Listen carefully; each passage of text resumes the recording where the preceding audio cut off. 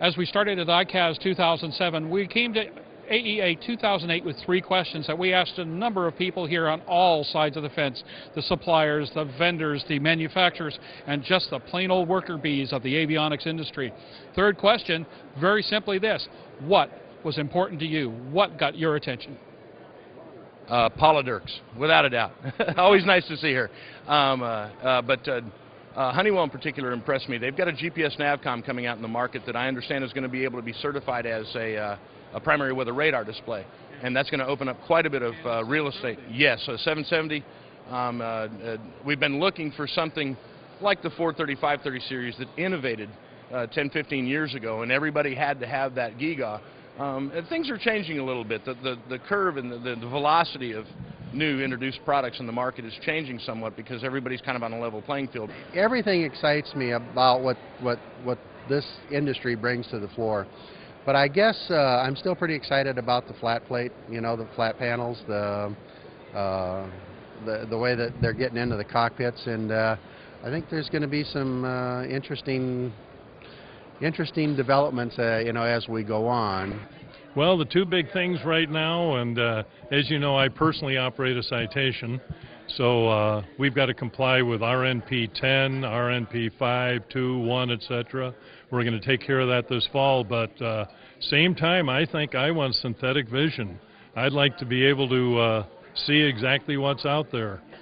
I'm a voracious reader, and I remember reading Jimmy Doolittle, who said when he was pioneering blind flight, and a newspaper reporter kind of like you, Jim, said, well, Colonel Doolittle, what can we in science do for you, and what can science do for you? And he said, let us look through fog and rain and snow and at night. I believe this: if you see it, you don't hit it. And it's nice to follow those needles, but it's really nice to see the actual airport environment, to see if there's a truck or a deer running across the runway, to see if you're on the right runway and not on a road as you're coming in. I think EVS is the biggest event for aviation in at least the last 50 years. Aero-TV is brought to you by... Today, there is an affordable, high-performance, easy-to-own and easy-to-operate very light jet designed with you in mind. Far less expensive than any other twin-engine jet to buy, it is also the least expensive to own and operate. It is the Eclipse 500, the jet that's easy to buy, easy to fly, and fun to own. The jet for you.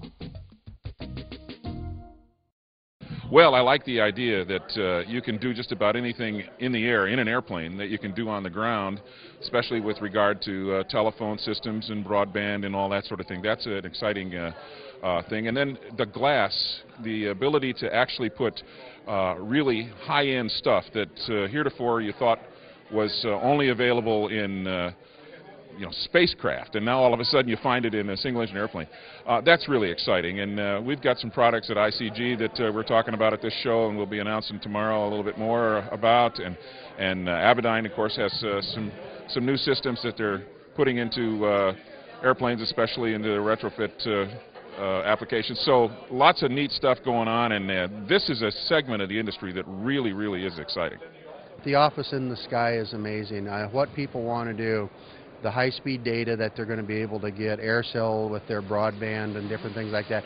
That's very exciting to me. I like seeing the, what are we getting into that airplane that enhances what that airplane can do as a tool for the company that's using it. I've only been in the aviation industry for about 2 years now, and it just is a growing industry, and it's exciting to see that when you look around and see other industries such as the newspaper industry lagging and falling behind, and this is growing. And so when you hear the scare tactics about what's going on, it's really not so much here. I think it's exciting times.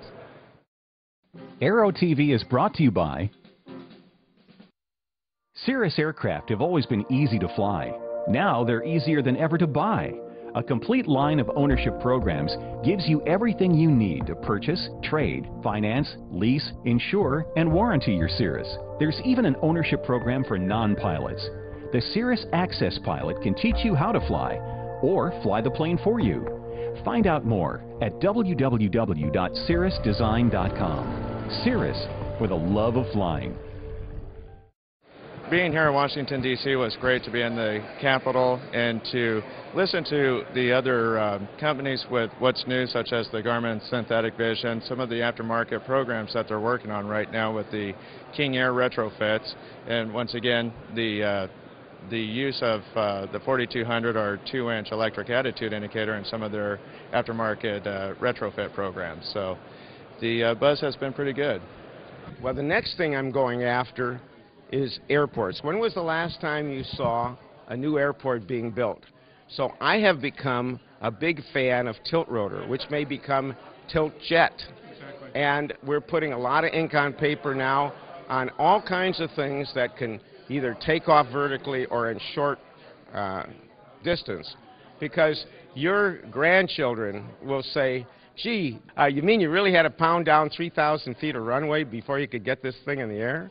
That won't happen. There will be ways that you won't have to have a long takeoff run in the future. And of course, Aspen.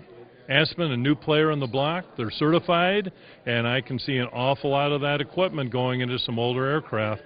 I can see glass panels and everything.